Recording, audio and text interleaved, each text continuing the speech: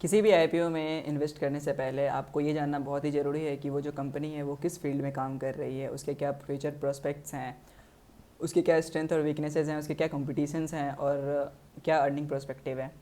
आज मैं एक्जिगो आईपीओ के बारे में बात करूंगा, जो कि एक ओटीए टेक्नोलॉजी प्लेटफॉर्म है जहाँ पे आप अपने ट्रैवल बुकिंग्स कर सकते हो, ट्रेन्स की, फ़्लाइट्स की, होटल बुकिंग्स कर सकते हो। और इनके डिफरेंट डिफरेंट प्लेटफॉर्म्स हैं, वेबसाइट्स हैं, मोबाइल ऐप्स हैं और भी कई सारे वेबसाइट्स हैं जहाँ से आप ट्रैवल बुक कर सकते हो। तो बेसिकली एक्जिगो क्या है? एक्जिगो एक टिकट बुकिंग प्लेटफॉर्म है जहाँ पे आप या अपने टूर प्लान्स कर सकते हो, अपने रेलवेज़ के टिकट हैं उनको प्लान कर सकते हो, या फिर अपने होटल्स को बुक कर सकते हो। तो अभी अभी एक्जिगो ने अपना आईपीओ लेके आया है। आईपीओ का मतलब है इनिशियल पब्लिक ऑफर, यानी कि उसके जो एग्जिस्टिंग शेयर होल्डर्स हैं लिस्टिंग से पहले वो अभी अपना कुछ शेयर्स बेचेंगे और उसके जगह पब्लिक पैसे लगाएंगे उसमें। मैं बता दूं कि आईपीओ से पहले एक्जिगो में पब्लिक का कोई भी स्टेक नहीं था, पब्लिक उसमें शेयर होल्डर नहीं थे, वो पहले प्राइवेट लिस्टेड कंपनी थी। 3 जून 2006 को इसका इनकॉर्पोरेशन हुआ था ला ट्रावेनस टेक प्राइवेट लिमिटेड के नाम से। और ये कंपनी जो है प्राइवेट से पब्लिक हुई है 19 जुलाई 2021 को। दोस्तों, इन्होंने पब्लिक अपने आप को कर लिया था अप्रूवल्स के थ्रू, लेकिन इन्होंने आईपीओ अभी तक नहीं लाया था, यानी कि उन्होंने पब्लिक से पैसे रेज नहीं किए थे। आज 2024 को इन्होंने आईपीओ ला के पब्लिक को न्योता दिया है कि एक तरीके से वो जाके वो इन्वेस्ट करे उसमें। अब आईपीओ में क्या रिस्क होता है कि जो आईपीओ के बिडर्स होते हैं वो फर्स्ट बिडर्स होते हैं, यानी कि अभी हमारे पास कोई कंपनी का ट्रैक रिकॉर्ड नहीं होता ऑफिशियली। वैसे हालांकि हम उसके प्रॉफिट एंड लॉस एंड जो भी उसके रेवेन्यूज़ के सोर्सेज हैं, उनके कितने लॉस हैं, कैश फ्लोज हैं, वो हम देख सकते हैं, लेकिन अभी वो फॉर्मली स्टॉक मार्केट पे नहीं था। और आज के बाद से जब उसका कल उसका जब लिस्टिंग हो जाएगा तो उसके बाद से वो ओपन ट्रेडिंग में आ जाएगा, यानी कि लोग उसे रोज़ खरीद सकेंगे, रोज़ बेचेंगे, और जो उसके शेयर्स प्राइस है वो डिमांड और सप्लाई के थ्रू शेयर का प्राइस फिक्स होगा। अब यहाँ पे एक सोचने वाली बात है कि इन्होंने जब अपना आईपीओ लेके आया है तो ये अपना प्राइस बैंड 88 रुपीज़ से 93 रखे हैं, यानी कि इन्होंने अपने शेयर्स का एक वैल्यू तय किया है कि हम अपना शेयर्स को जो फर्स्ट स्टॉक मार्केट में लिस्ट करेंगे वो 88 रुपीज़ मिनिमम होगा और 93 रुपीज़ मैक्सिमम होगा। इसे हम प्राइस बैंड कहते हैं। अब दोस्तों, ये प्राइस बैंड कैसे हुआ? तो ये price band basically under writers के थ्रू वैल्यूएशन करके निकाली गई है। अंडर राइटर का मतलब ये होता है कि कंपनी एक थर्ड पार्टी इन्वेस्टमेंट बैंकर्स या फिर इन्वेस्टमेंट फर्म्स को हायर करती हैं और वो उन्हें रिक्वेस्ट करती हैं कि आप प्लीज़ मेरे शेयर्स का वैल्यूएशन कर दो मेरे मार्केट कैपिटलाइजेशन के अनुसार, या फिर मेरे जो फ्यूचर अर्निंग्स के प्रोस्पेक्टिव्स हैं उसके अनुसार। तो अंडर राइटर्स ने ये प्राइस बैंड डिसाइड किया है और बोर्ड ऑफ डायरेक्टर्स ने इसे अप्रूव किया है।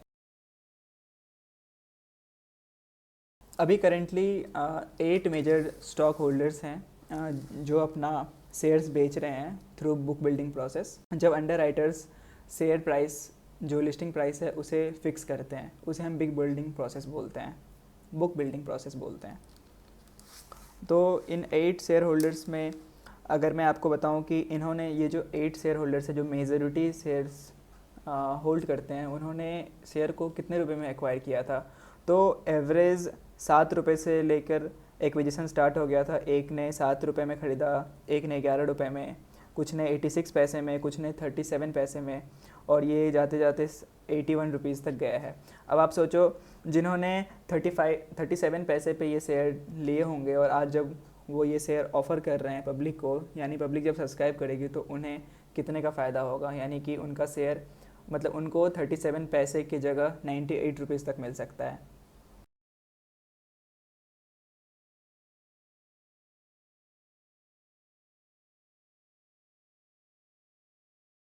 तो अब इस आईपीओ के रिजर्वेशंस के बारे में बात कर लेते हैं कि कंपनी ने कितना परसेंट किसको देने का डिसाइड किया है। यानी कि इन्वेस्टर्स के कैटेगरी डिवाइड होते हैं।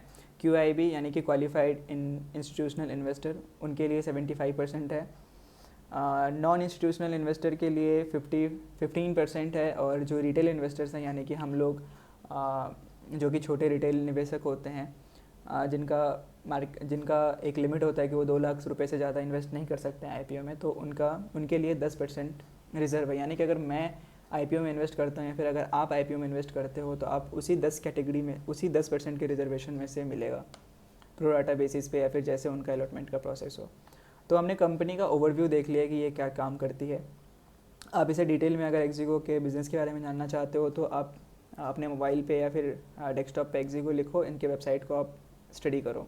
जो बेनिफिट्स हैं वो आपको एडवर्टाइजमेंट्स में भी दिख जाएंगे और बहुत लोगों के मुंह से सुनने को मिल जाएगा। लेकिन आज मैं इसके रिस्क फैक्टर्स के बारे में बात करूँगा। इनफैक्ट इसके ही रिस्क फैक्टर नहीं, कोई भी कंपनी अगर आईपीओ लेके आती है तो उनके कुछ रिस्क होते हैं, जो रिस्क आपको पता होना ज़रूरी है। तो शुरुआत करते हैं हम फाइनेंशियल रिस्क से। 2022 का जो इनका रिस्क है वो 210 करोड़ का है। अर्निंग पर शेयर की बात करूँ तो 0.66 है, और अगर रिटर्न ऑन इन्वेस्टमेंट हम देखें तो 7.15% का नेगेटिव रिटर्न है। ये नेगेटिव रिटर्न ऑफ नेटवर्थ का मतलब है कि हमने अपना नेटवर्थ गंवा दिया, 7% गंवा दिया। नेक्स्ट मार्केट शेयर रिस्क देख लेते हैं कि फिजिकल ईयर 2021 में इनका मार्केट शेयर 9.24% था, 22 में 11.72% हो गया, थोड़ा सा बढ़ा, और फिजिकल ईयर 2023 में 6.1% हो गया, जो कि मार्केट शेयर में एक डिक्लाइन दिख रहा है, जो कि एक रिस्क है। और अगर कंपनी आगे जाके सही परफॉर्म करती है तो सही है, otherwise it will continue losing its market share. इसके कैश फ्लो की बात कर लेते हैं। कैश फ्लो का मतलब होता है कि नेट में कितना कैश कंपनी में आया और कितना कैश कंपनी से गया। 2021 में 151.84% का इनका कैश फ्लो रहा है, और फिजिकल ईयर 2022 में नेगेटिव कैश फ्लो रहा है या 393.95% का, यानी कि कैश आया नहीं है, कंपनी से कैश गया है। नेट में कैश का खर्चा है, ये कैश का आना है, कैश आउटफ्लो। अब नेक्स्ट आता है बिज़नेस रिस्क। बिज़नेस रिस्क का ये मतलब होता है कि कंपनी जिस इंडस्ट्री में काम करती है उस इंडस्ट्री का क्या रिस्क है, उसका क्या नेचर है, उसके कॉम्पिटिटिव कितने कंपटीशन है उसके। तो जैसा कि ये एक्जिगो जो है वो OTA इंडस्ट्री में है, टेक्नोलॉजिकल इंडस्ट्री में है, जहाँ पर ये बुकिंग सर्विस प्रोवाइड करते हैं रेलवेज़ के लिए, बसेस के लिए, होटल्स के लिए, और इनका जो पैसा है वो कमीशन के बेसिस पे होता है। तो ये इंडस्ट्री काफ़ी हाईली कम्पिटिटिव है, और हाईली कम्पिटिटिव इंडस्ट्री में क्या होता है, हमें प्रमोशनल एक्टिविटीज़ ज़्यादा करने होते हैं ताकि लोग अवेयर हो सके, उनको ज़्यादा ऑफर्स देने होते हैं, डिस्काउंट्स देने होते हैं। तो हम ये देखते हैं कि इन्होंने प्रमोशनल एक्टिविटी में अपने जो इनके नेट रेवेन्यू है, रेवेन्यू फ्रॉम ऑपरेशंस, उनमें से कितना परसेंटेज खर्च किया है। तो फिजिकल ईयर 21 में 6.36% इन्होंने खर्च किया है, 22 में 15% के अराउंड खर्च किया है, और फिजिकल ईयर 23 में ऑलमोस्ट 18% या फिर 19% के आसपास इन्होंने खर्च किया। तो यहाँ पे आप एक देख सकते हो कि इनका जो प्रमोशनल एक्टिविटी के खर्चे हैं वो ओवरऑल बढ़ रहा है, खर्चा बढ़ रहा है, प्रमोशन का खर्चा बढ़ रहा है, यानी कि क्या होगा कि अर्निंग फॉर शेयर होल्डर्स कम होंगे। इनके जो प्रॉफिट्स होंगे वो प्रॉफिट्स कम होंगे, क्योंकि इनका प्रमोशनल एक्टिविटीज़ ज़्यादा है, राइट, इनका एक्सपेंस ज़्यादा है। अब इस कंपनी के पास बिज़नेस ग्रोथ रिस्क भी है। ग्रोथ रिस्क का ये मतलब हुआ कि जो रेट ऑफ ग्रोथ इनका प्रीवियस देखा गया है उनमें वो वैसा ही ग्रोथ रेट नहीं है, ग्रोथ रेट में चेंज होते रहता है। जैसे कि 2021 में कंपनी का ग्रोथ रेट 180% था, वहीं 2022 में ये बस 32% है। तो इन्होंने कंपनी का कहना ये है कि हम अश्योर्ड नहीं कर सकते हैं आपको 100% कि हमारा ग्रोथ रेट ऐसा ही रहेगा, यानी कि अगर हम 2023 में 32% किए हैं तो आने वाले 2024 में भी हम 32% करेंगे। Although we will try our best, यानी कंपनी काफ़ी ट्राई करेगी ग्रोथ रेट इसका इंक्रीज़ करने का, लेकिन आखिर ये एक रिस्क फैक्टर तो है ही। अब कैंसिलेशन और रिफंड कॉस्ट जो है वो कस्टमर्स को देने पड़ते हैं, क्योंकि इनके सर्विस टर्म्स एंड कंडीशंस में होते हैं। तो इसमें देख लेते हैं कि आखिर इसमें इंक्रीज़ हो रहा है फिर डिक्रीज़ हो रहा है, क्योंकि आखिर ये क्या है, ये भी कंपनी के लिए एक एक्सपेंस है, और एक्सपेंस है यानी कि इनका प्रॉफिट कम होगा। ठीक है, तो देखो आप 2021 में ऑलमोस्ट 4% के अराउंड था इनका रिफ़ंड कॉस्ट, 22 में ये बढ़ के 16% हो गया, और 23 में ये बढ़ के 19% हो गया, यानी कि एक बढ़ता जा रहा है। ये एक नेगेटिव फैक्टर है जो कि एक रिस्क भी है, क्योंकि ये कंपनी के नेट प्रॉफिट को कम करती है। दोस्तों, इनके इस कंपनी में एक मेजर ड्रॉबैक ये है कि ये काफ़ी सप्लायर कंसंट्रेशन है इसमें, और जो कि कंपनी के लिए काफ़ी रिस्क फैक्टर भी है। अगर मैं बताऊं कि इनका जो भी रेवेन्यू है, रेवेन्यू फ्रॉम ऑपरेशंस, उसमें IRCTC से और कुछ 1-2 वेंडर्स से ही इनका जो परसेंटेज है वो ऑलमोस्ट मोर देन 50% है, यानी कि इनका जो कमाई है वो IRCTC से एक मेजर चंक होता है। यानी कि अगर कल को IRCTC के साथ इनका टर्म्स एंड कंडीशंस ख़त्म हो जाता है कोई किसी भी वजह से, तो इनके रेवेन्यू फ्रॉम ऑपरेशन में एक बहुत शार्प डिक्लाइन देखने को मिलेगा। उसे हम सप्लायर कॉन्सेंट्रेशन कहते हैं, यानी कि किसी 1-2 सप्लायर पे ही डिपेंडेंट रहना। बिज़नेस का मेजॉरिटी पोर्शन, मेजॉरिटी इनकम अगर 1-2 सप्लायर पे कॉन्सेंट्रेटेड है, तो उसे हम कॉन्सेंट्रेशन रिस्क में लेंगे।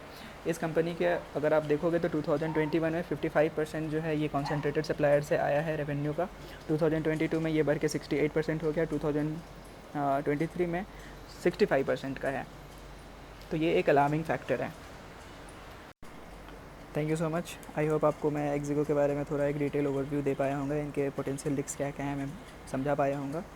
स्टे कनेक्टेड, फिर मिलते हैं। Till then like my video and stay connected. Thank you.